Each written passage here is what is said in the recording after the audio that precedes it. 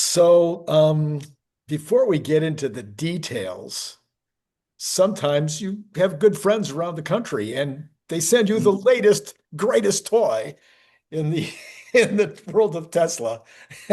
So, Bradford and Ferguson, thank you for sending me the latest, greatest. I mean, that's really cool. You're welcome.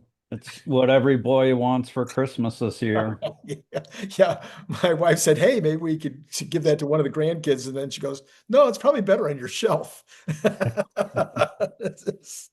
So yeah, that I think it looks really good right next to the book. I think that's really cool. In other news today, the market sold off. Well, not it went way up and then it came crashing back down. And there's a whole bunch of people out there speculating. The two most likely speculations I've heard was that there was a margin call on some of the crypto. And so people might have gotten that margin call about that time. And then there's my analysis, which says that this was exactly a 50% retracement of the bottom of in other words, from the all-time high to the bottom on Tuesday, and then back up 50% because it came down 5%, went back up halfway, and then Mm. and then sold off back to the floor again. Almost exactly. All the numbers are within a few dollars. So yeah, there's two ideas. What other ideas did you think as you're watching this crazy day? Yeah, so there's been some wild moves in the market, and there's a lot of margin. We got pretty far past the margin levels that were in late 2021. Now you'd expect margin to be higher because inflation, equities are much higher than where they were. Sure. Um, the concern is where is the margin? What stocks are people borrowing money from to own more of? Is probably NVIDIA, Tesla, but also Palantir, MSTR, or Strategy. Sure. A number of stocks around AI or data centers, quantum computing, and nuclear. Yes. Now, Yes. I don't think you can borrow much on the nuclear stocks because they're generally small, volatile stocks, and I don't think you can borrow much on those, but still like people have been playing the momentum in those names. And so when that starts to come off and people get nervous and scared, then folks who have only been playing the price action, which is what momentum people do, Mhm. they don't care what the company does. They don't know what the company does. There's the famous video of the guy who's on CNBC and he's talking about Upstart or Upwork or something. And Tyler Matheson asks him, "Oh, what? It's up 25% in the last week. What do they do?" And the guy's like, sorry, I can't hear you. Uh, he didn't know. Like he was on CNBC as like some Yeah. kind of financial expert, and he was just playing momentum in stocks. He had no Yeah. idea what the Yeah. company did. Yeah. Yeah. Yeah. Well, and there's something to be said for that, which is kind of why I came to the conclusion that I came to with regard to today, is that there's a lot of volatility. We've been sitting at these all-time highs. Just like I did last year, I've been calling for some kind of a dip, 5 or 10%. Tom Lee and his partner said last week that they expected a dip before the middle of the month, and they got it. And But they also expect it to go back to all-time highs by the end of November, which is pushing it. But anyway, I know that you're concerned about people being really clear on their investments, but in general, what do you think is going to happen? Well, the market's acting like something's wrong. Mm, Like something's wrong in the funding markets with the banks, or um, something's wrong, or that there's like a ton of margin calls happening, and maybe there is in crypto.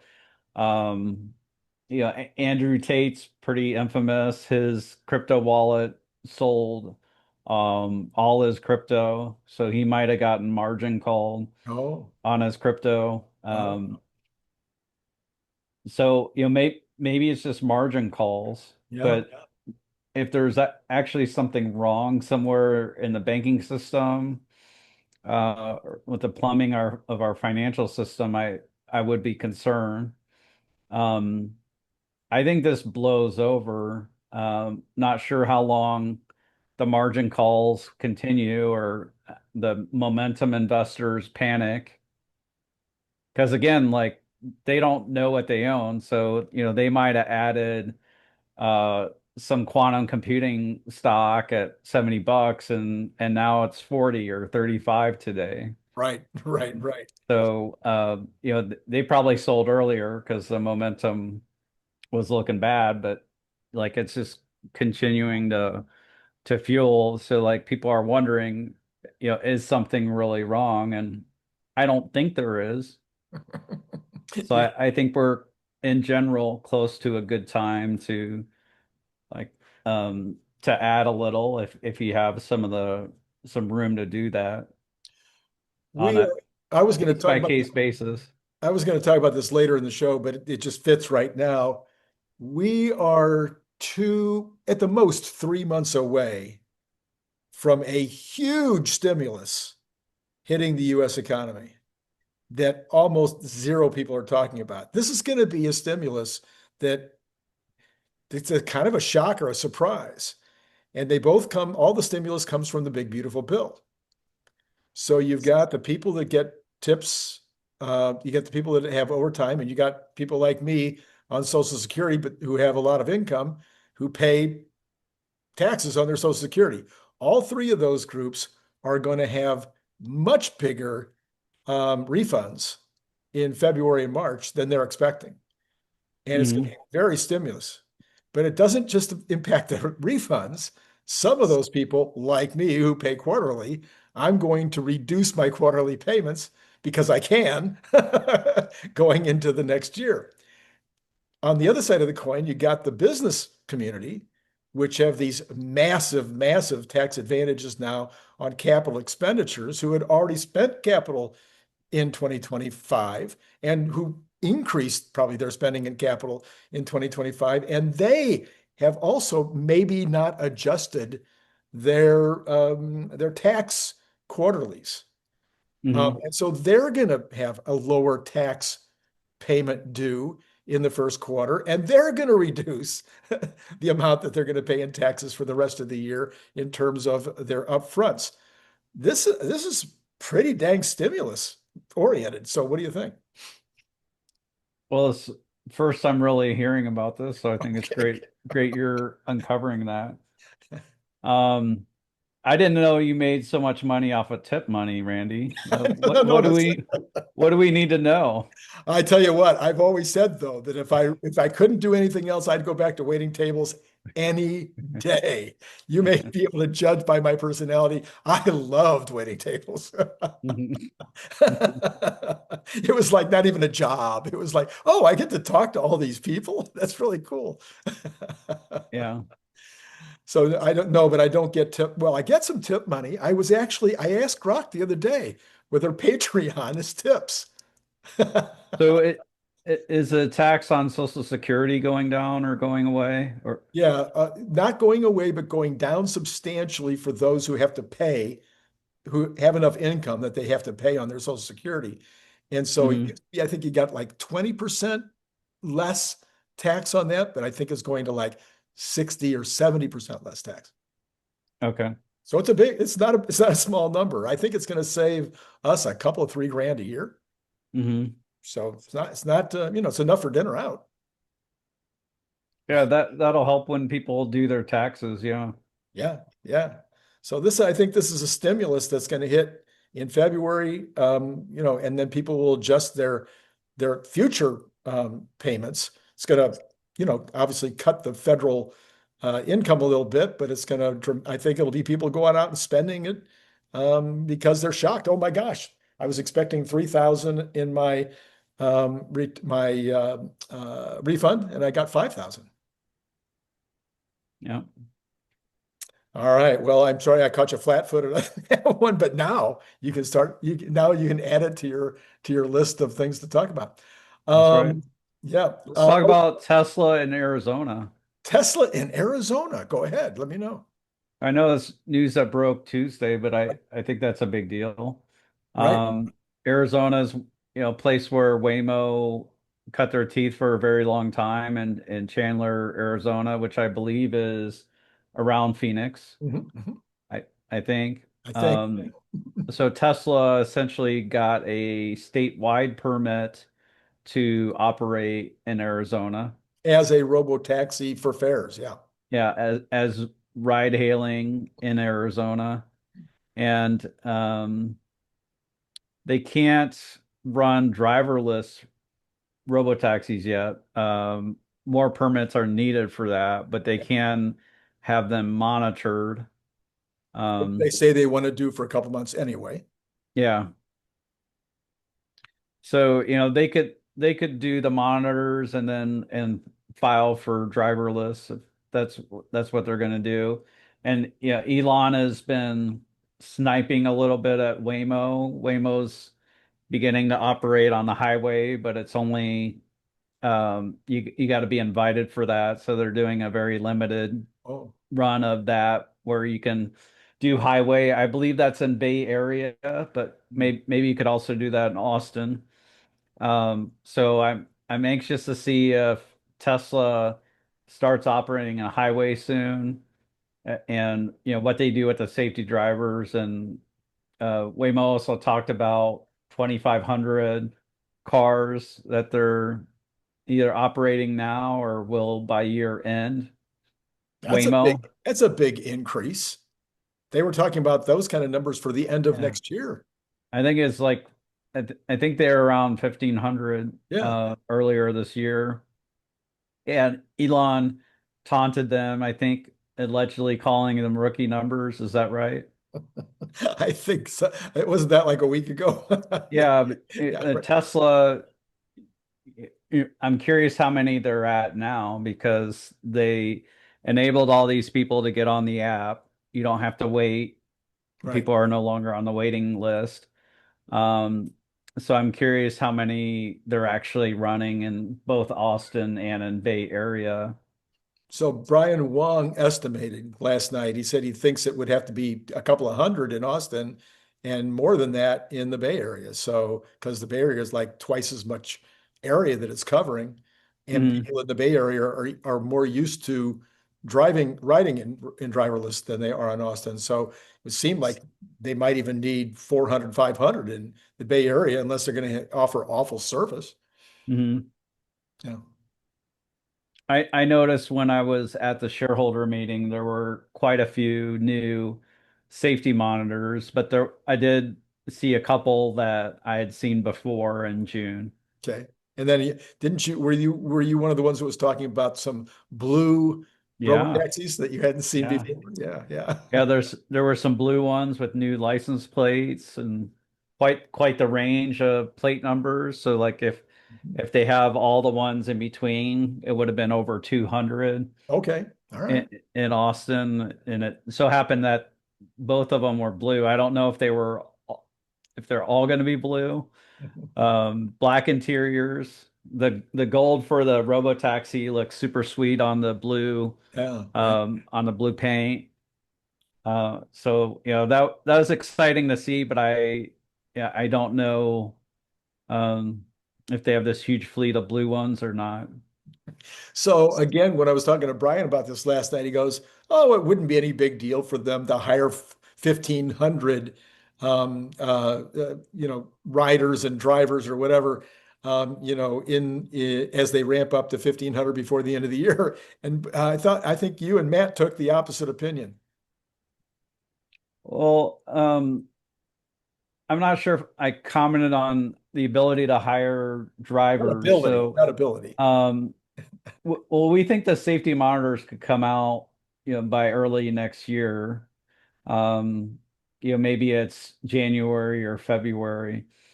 Um, but I think now is actually a good time to be hiring people right out of college, for Yeah, example. right, exactly. Um, people are recent college grads are really struggling to find jobs. There's just a glut of entry level jobs.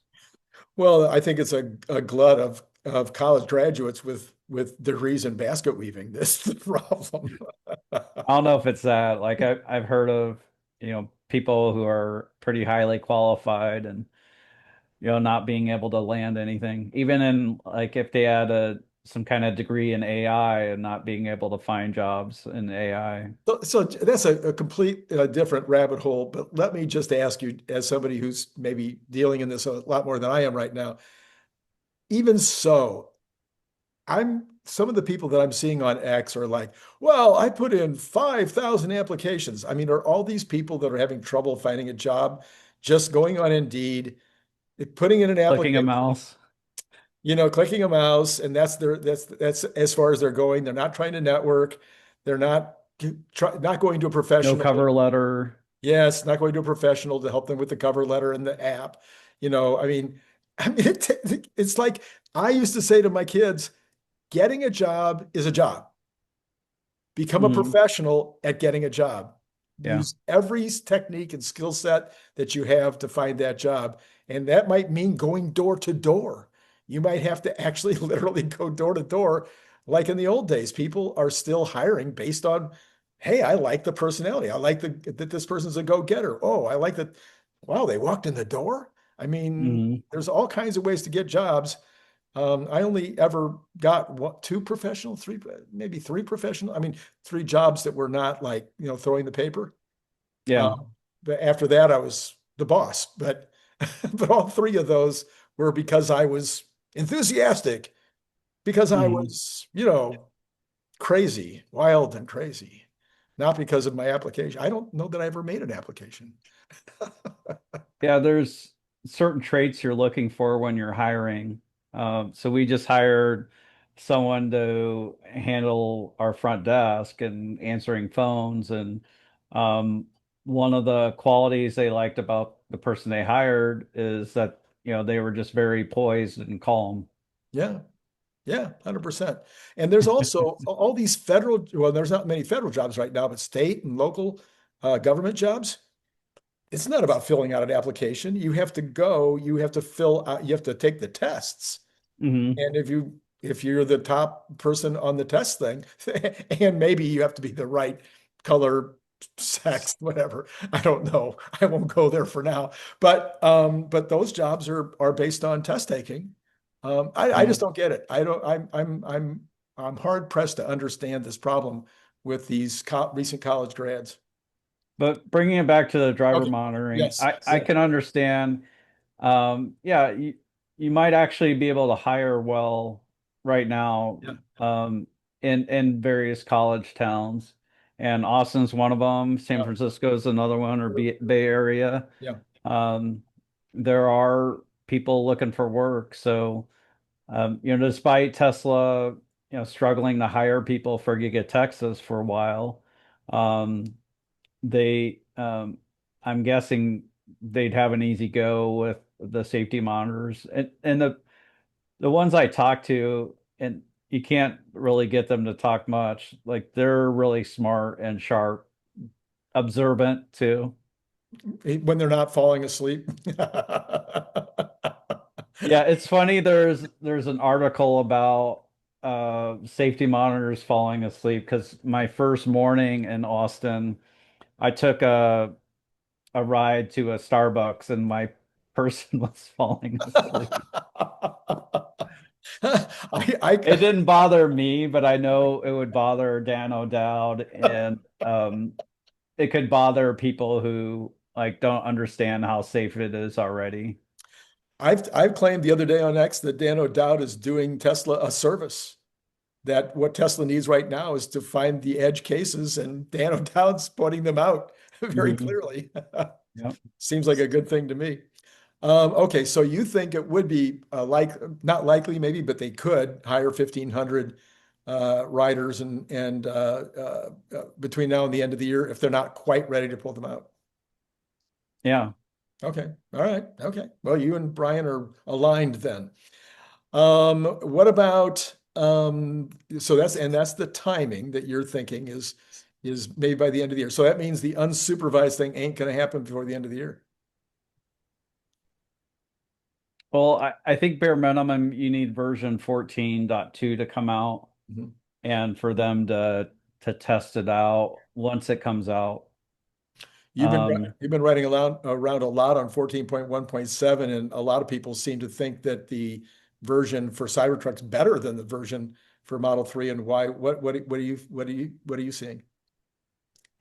it still hesitates for me. So like I think most people's grievance with version 14 is that there's some hesitation, it gets faked out by leaves and stuff like that. I see the same with Cybertruck versus my Model Y versus the Model X we have. Okay. All right. It's about the same. All right. Okay, what else? You were talking on your show earlier today. We could talk about NVIDIA, but we don't need to talk about that yet. But we could talk a little more about Tesla before Yeah, then. no, I was going to come back to Tesla. Tesla's going to go 100% US parts. You guys talked a lot about that today, and that has not been a subject that I've covered at all yet. Even though there was the announcement last week that they want to go 100% US parts in the United States. So, does that seem like a hard get to you guys, or what were your thoughts on going 100%?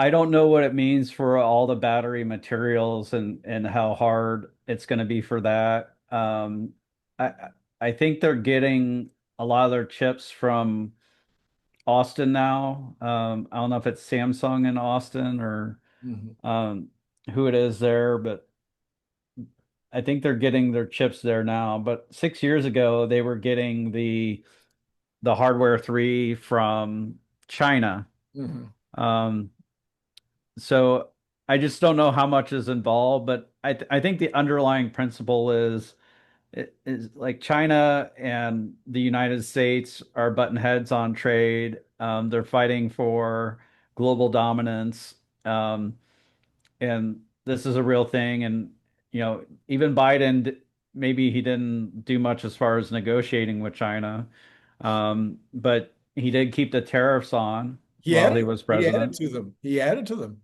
Uh, Yeah, yeah, he did. Yeah, yeah. But China's threatening now and again with rare earths and Right. with other things from supply chain, graphite, battery materials. I wonder what it means for the wet electrode, if they're going to have enough a wet electrode for 4680, because they can't, or wet cathode, sorry. Okay. Right. Um, Well, they're going dry cathode. He said they figured out the dry cathode, right? He says if he had to do it over again, he wouldn't do it. But I think they've got it now, the dry cathode. oh, I missed that part where he Oh, said, "I think we got it now." yeah, yeah, no, that was Okay. the headline. The headline was we've got it, but the second part was this was really hard and it wasn't worth it. Okay. Yeah, yeah. Well, yeah, I got the byline and not the headline of that one. Okay. So I'm hoping that apparently 4680 must be coming along really well because they're talking about putting it in the semi, the cyber, and the new robotaxis. So that's going to require a lot of 4680. So I forget which one of my co-hosts suggested that maybe other people are going to make the 4680s for them in addition, but I'm thinking that this is probably their own resources, and they've got to, if they get all two lines in Austin and some of the lines in Reno going, they would have a lot of 4680s. Hmm. I'm gonna. All right, let's keep going, Randy. Sorry. Okay, all right, I'm okay. distracted. I got like this AI project going on. I see, and it's distracting the heck out of you, huh? I know what you're talking about. Grok just, I mean, I sometimes I go down so many rabbit holes with Grok, it's crazy. Okay, and then you also were talking about the robotaxi TAM. And this, Mhm. I think I was the first one to bring this up. I didn't see anybody talking about this, including really Kathy, who's all over it, and say, okay, we can make 200, 500,000, a million cars next year and turn them loose on as robotaxis if the Yeah. regulators allow us to. But is there going to be enough folks ride hailing? Are there going to be enough people getting on their apps in order to use up that amount of supply? Yeah. So you do have, at least 2 million Tesla owners in the US, That's true. Yeah. if not 3 More than million that. by now. Yeah, pretty close, I think. Yeah. So those people would be comfortable with it. You have early adopters, but there's going to be an adoption curve to it, and there'll likely be a chasm that you'll have to cross from like the early adopters to the early majority. Um, so we're not sure they can just suddenly take the whole market of rideshare from Uber in all the cities that they're allowed to operate. So it may go a little slower than otherwise, but we did a calculation on how many robotaxis would it take to replace Uber's mileage in the United States. Yeah. I think it's US and not global. And even though there's over 1 million drivers in the US for Uber, I think um, it would take about 400,000 robotaxis doing 300 miles a day. Okay. All right. Yeah. So, and that would wipe out Uber, though. That's not going to happen in a minute. It wouldn't necessarily wipe them out, but it would equal their Oh, mileage. equal their mileage. So it might replace some, but it might add to, as people prefer taking a car that doesn't have a driver. Yeah. Yeah. Yeah. So there's going to be people who don't want to be the first in their family or their circle to ride a Tesla robotaxi. There might be some people who are opposed to it politically. Right. Um, so people are going to be nervous about it. And um, I wouldn't even count on like if you're trying to figure out what's the eventual market for this, Mhm. like there's going to be some people who never change their minds. Sure. So it, and the reason I mention that is we have clients who are diversified. Um, they happen to have made a lot of money off of Tesla over the years. Um, in many cases, like more than a Tesla, like would cost them. They know about Tesla. Like I've been talking about Tesla and quarterly letters at least every other quarter or something like that to the point where people get sick of it. And most of our clients are retired and some get older and it becomes harder for them to drive. And like even when they can't drive or get around, they're still not getting a Tesla. Like um they're either stubborn or they just like some reason don't put two and two together. Yeah. Yeah. Yeah. So I don't think necessarily it'll scale as fast as it deserves. Mhm. But we do think, potentially in a couple of years there could be a 400,000 um, robotaxis, serving around the United States. I don't see why there couldn't be 50,000 in Texas. You can run them as shuttles between some of the cities, especially San Antonio and Austin, Sure. but probably also Dallas and Waco or Dallas and Austin. Also, there are other businesses. So I don't know if Tesla intends to get into those businesses quickly, but there are Uber Eats businesses, Yeah, there are grocery delivery yeah, businesses, and there are package delivery businesses. So again, yeah, not sure whether Tesla plans to do that right away, but certainly the Airbnb people could, um, yeah. do some of that stuff. It's smart you mentioned that because then you're not dependent on a rider. Mhm. in those cars. And you can even have a locker system. So maybe you don't have a delivery person in there. So if it's food and people are going to be at their house, then the Model Y could drive in the driveway. The Model Ys are already doing that. It Mhm. can open its trunk, and then one section of the trunk is open for your pizza, Yep. and it's got three other pizzas that are locked in the trunk. Uh-huh. Uh-huh. Yeah, and I think that part of it might be the easiest part, and but some people think, well, how are you going to do this with without a robot taking the pizza in? But everybody is now, not everybody, but the huge percentage of the population is all used to looking at their phone and waiting for their Waymo, Yeah, or for their Uber. for So, their delivery. so Yeah, for their Uber Eats to come. this Yeah. this is not going to be, I think, difficult at all. In fact, if in some ways it'll be better because the package is coming and you can plan for it instead of having Yeah. it dumped on your porch and having the porch bandits grab it. So Hmm. I wanted to Yep. talk to you about energy too. So Yeah. I know you're the energy expert, and I love the energy division, even though it never gets any love. Hmm. Um, I'm shocked that we haven't heard about another mega pack factory yet. I am just like, come on, let's build some factories here. Yeah. I thought the tempo of mega pack factories would be a little faster, but we did get a double with Shanghai.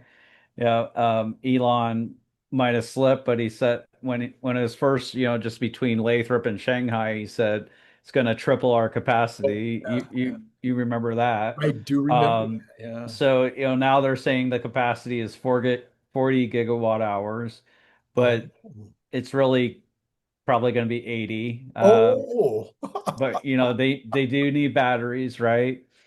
So maybe Tesla's at a run rate of 50 to 60 right now because they just had a beefy quarter. Was it 12 and a half gigawatt 12 and hours? a half, I think, something like that. Yeah, I think so that's they're it. at a 50 run rate.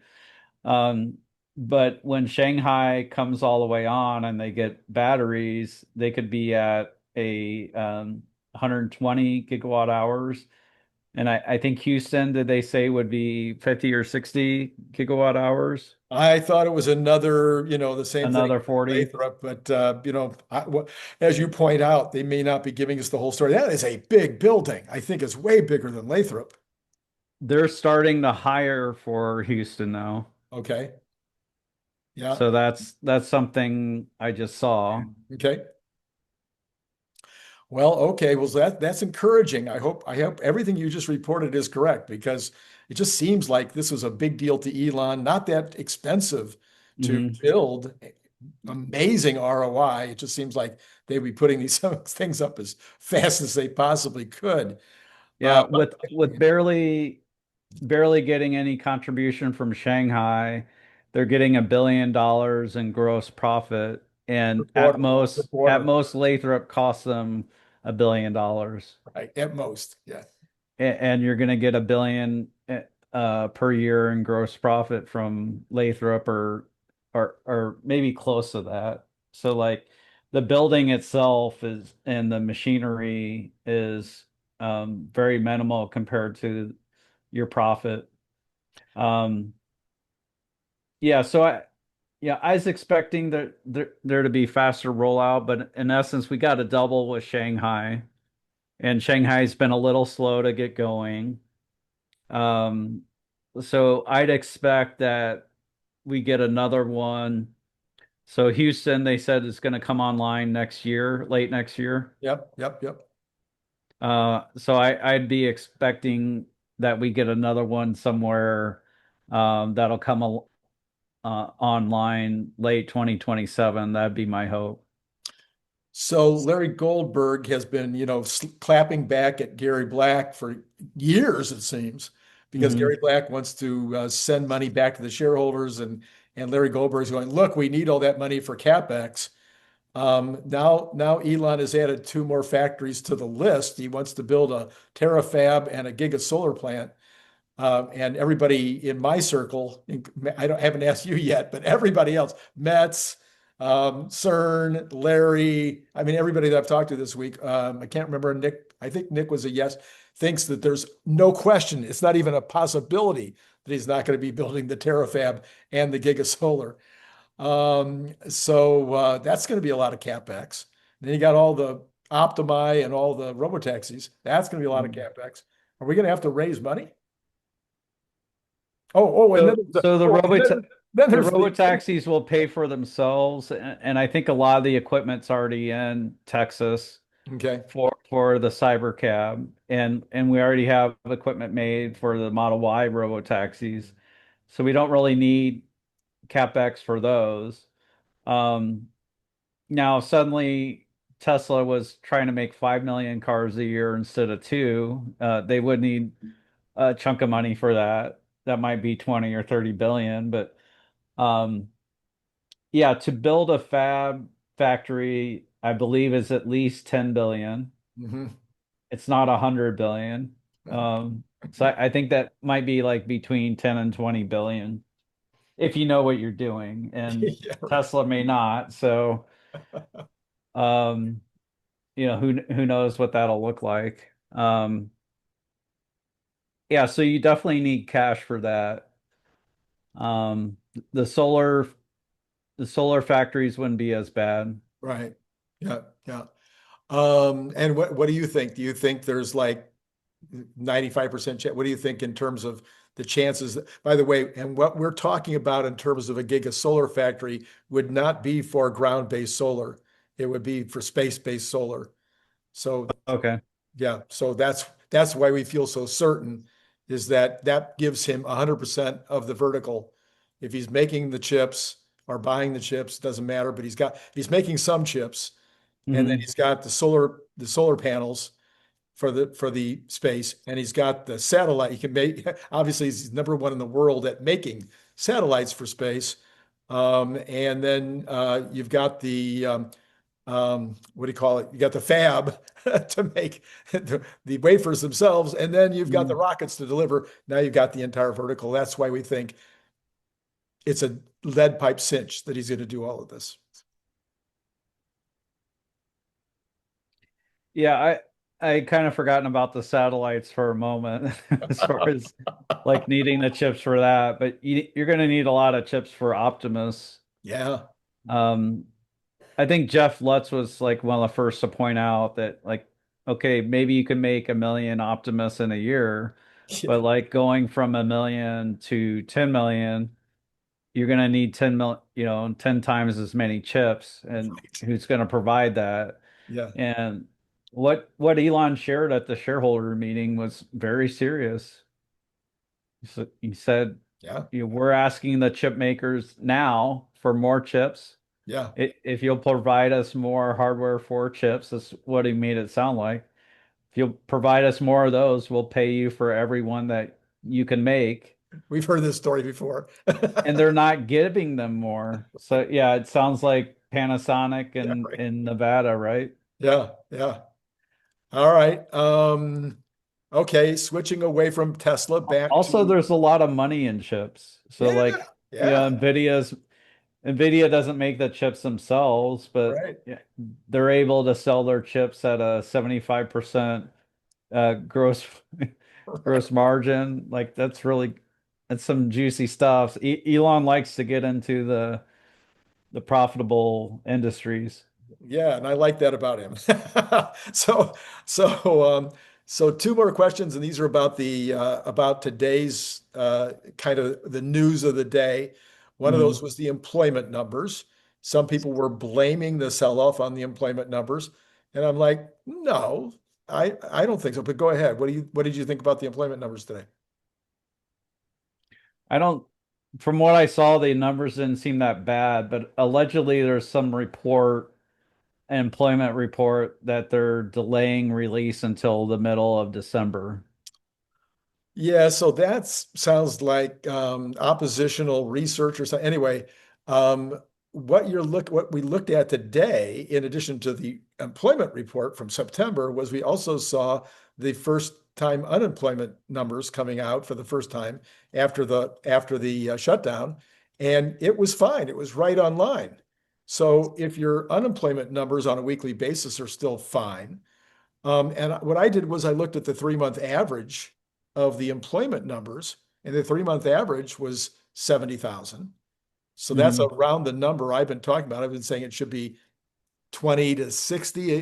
That's really the number I'm looking at, 20 to 60,000 a month, because of all the people going back, right? If you don't have employees, it's kind of hard to hire them. If you don't have anybody out there to hire. And then what was the other aspect of this? Oh, the hourly wages are still going up at over 3%, like 3.7%. So none of that sounds to me like employment problems at all. Uh, Yeah.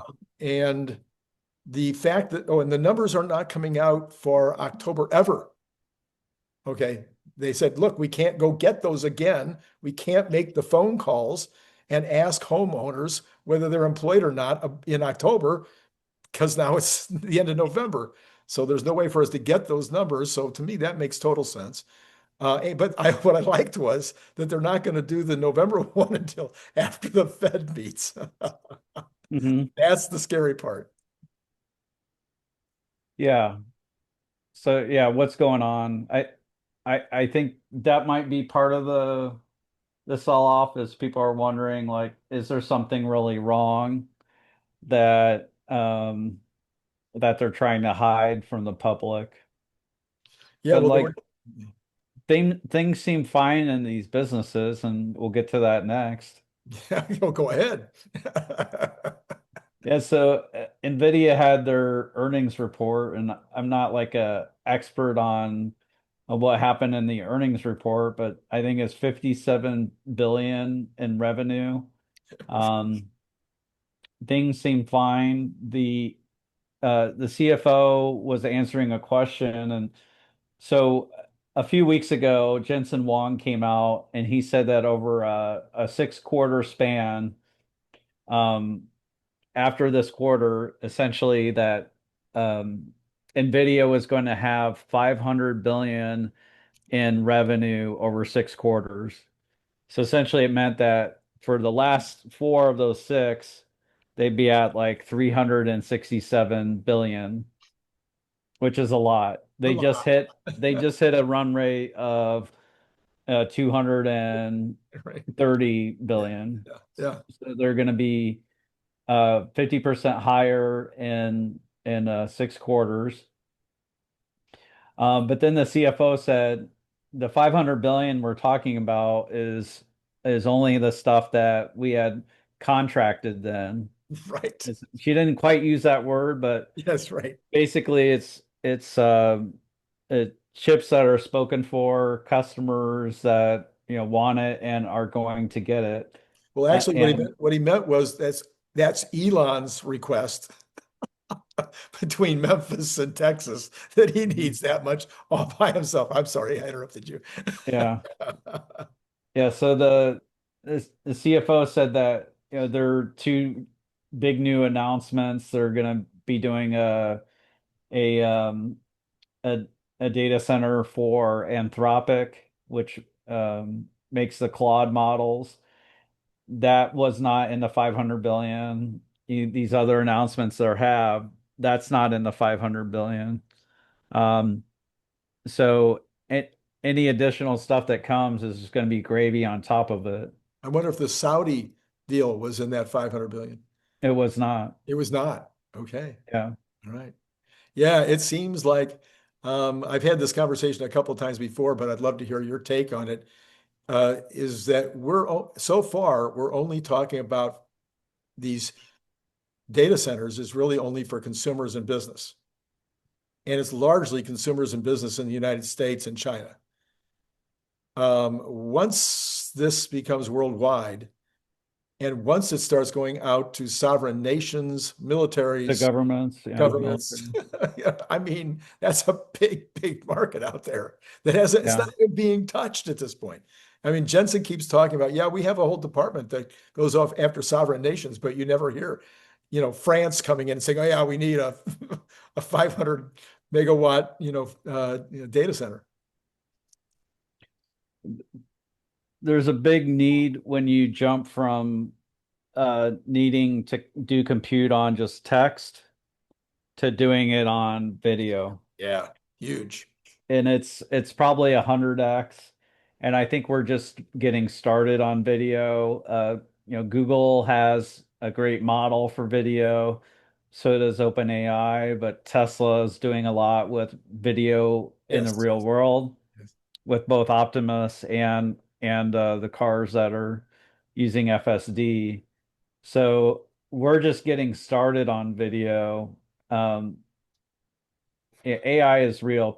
You can't have, well, AI's a hype, it's bubble, and also people are losing their jobs because of AI. So Right. like if it didn't work, so hype bubble, it doesn't work, it's a bunch of hot air.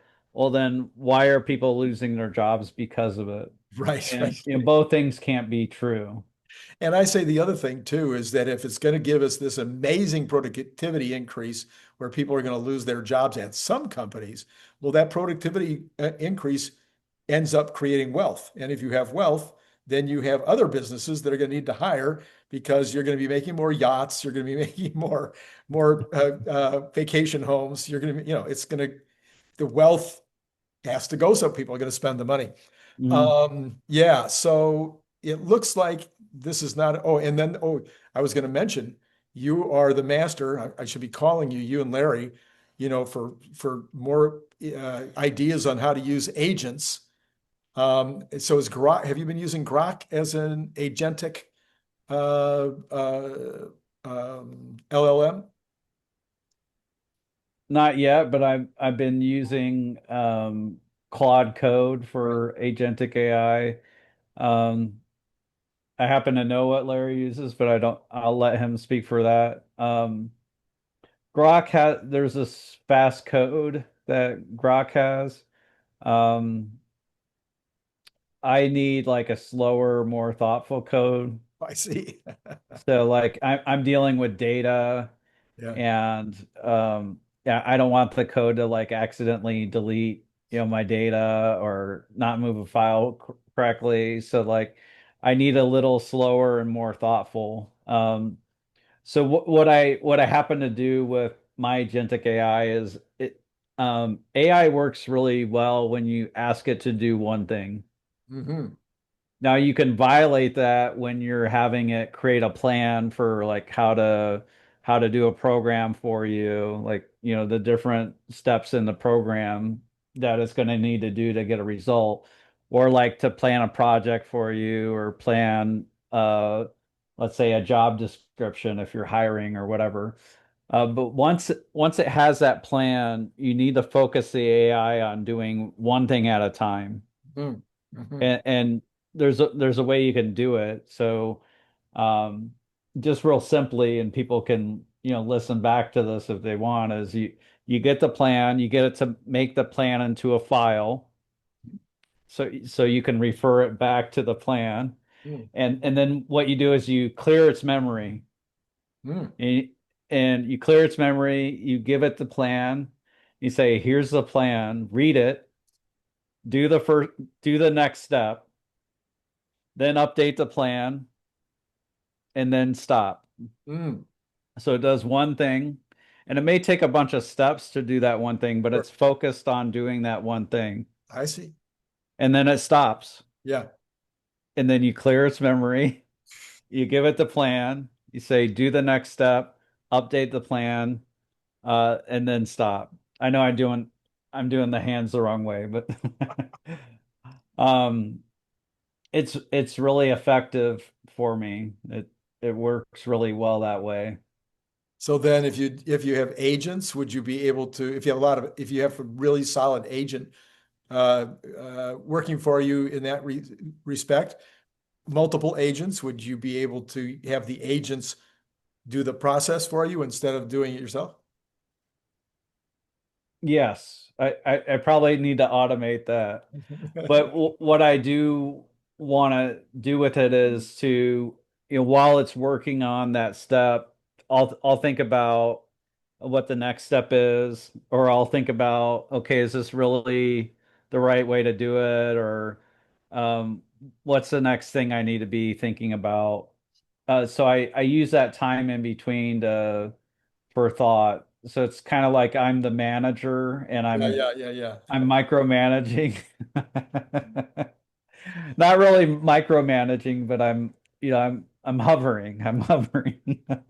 So the reason I brought up the whole agent thing was because, again, Jensen Wang has said, look, the agents are going to use up so much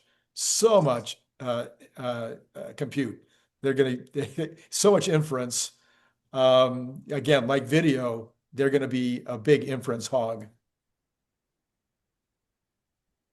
Yeah, but what I'm finding is, I'm wanting to constrain what it does. Mm. So, part of what Jensen might be talking about is you give it all this context and then you let it work for a long time and you on its own, and then you come back to it after a few hours or something like that. That uses a lot of compute and a lot of context, a lot of tokens, Mhm, mhm. and it makes it a lot slower. Yeah, I need to go fast. I, you I need to want go to go fast and break break things, things. not break my client accounts, but break things. And so I constrain the amount of information I give to it, and I have it focus on one thing at a time. And I'm getting pretty excited about it. Um, I can I tell. don't know if I shared this on your show last Thursday, but our developer shared with our team that we have something here. We have financial planners, Mhm. but then there's a role called paraplanners. So it's kind of like a paralegal for an attorney. They Okay. help the planner get prepared for the financial plans. They do a lot of data entry. Yeah. And our programmer shared with the team that they had for the main data entry task, they had created a process to do it for them, and this takes them 8 hours per week. And So they can that's eliminate that task. a full day of work, and let's say they do 40 plans per year. It may be more than that, but essentially this project process which agentic AI is heavily involved in, um, saves us 40 days of work per paraplanner per year. Wow. Yeah. Huge. Yeah. I mean, I can't begin to talk about all the ways that it's saving me time. It's just unbelievable. In preparation for these videos, Yeah. in writing longer pieces like books. Very, very, very, very amazing how much it's saving. All right. So have I covered everything? Is there anything I should have covered that I didn't cover? Well, I'll just say this: we aren't using the time savings to fire people, Yeah, I know. You want unlike to a say lot of that. businesses. Yeah. We'll be looking to use the savings to further develop more systems and be able to serve more people. Sure, sure, sure, sure. I think a lot of companies are doing that. I think that people that are looking at these employment numbers and worrying about the numbers that are being laid off by AI have Mhm. completely forgotten about the fact that these companies were stuffed with employees that were not that great Right. because of the COVID situation where they couldn't even find anybody to hire. And when you look at some of the other surveys that are being done right now, like the NFIB, the National Federation of Independent Business, you listen to Farley if you believe him. Um, there's not enough qualified employees out there to do many of the jobs that these companies need them to do. So Yeah. we've got a mismatch because the folks that are being laid off were probably not that great. Yeah. Farley said that they needed 5,000 mechanics. At 120,000 average. Hmm. Yeah. So those are really nice jobs. Yeah. So, yeah, and I've heard other things that are similar with their, well, plumbers, electricians, HVAC people. Same thing, 120 to $170,000 a year. They can't find enough to do the work. Mhm. Yeah, so there's jobs out there, folks. You just need to have, not the folks that listen to my channel. They're Yeah. 55 to 75-year-old men is listening to my channel by and large. So they're probably not looking for a job right now. I'm just guessing. I know some that are 48 that'll watch you. They're down to 48, huh? I know there's a few additional people in the 20s and 30s that watch the channel, but yeah. All right. So now have I covered everything? I mean, I'll give you one more shot here. Let's get right to the numbers. We'll do it. Thank you as always, Bradford.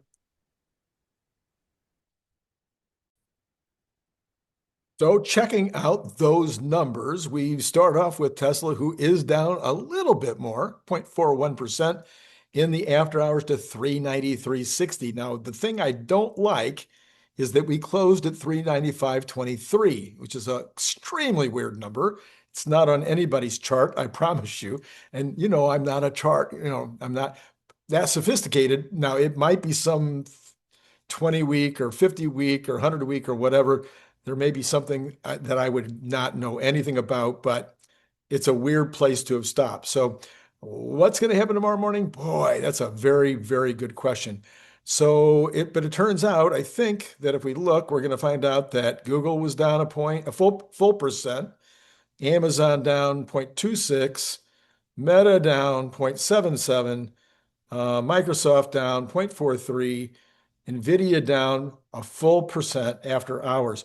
So I've never bought NVIDIA ever, but I got to tell you something. At 178, NVIDIA seems like a pretty good deal. I probably won't be buying any NVIDIA tomorrow either, but it does seem like a pretty good deal. All right, so the VIX, of course, went nuts, back up to 2642 at the end of the day. And we've got the Dow. Well, let's not look at what happened to the Dow today. Let's look at what is going to happen to the Dow tomorrow, or at least what looks like it's going to happen tomorrow. So we will go ahead with the bonds first. And the 10-year is down 1.8 in the pre-market, down all the way to 4.086. Now, you may recall that we got down to 3.98 or something a couple of 3 weeks ago. We got a long way to go to get there, but this could be the time. I'm still not making a call on when it's going to happen, but we do have the 9th coming up. And if there is a cut on the 9th, which now seems questionable, however, most of the people that I listen to still think the cut is in.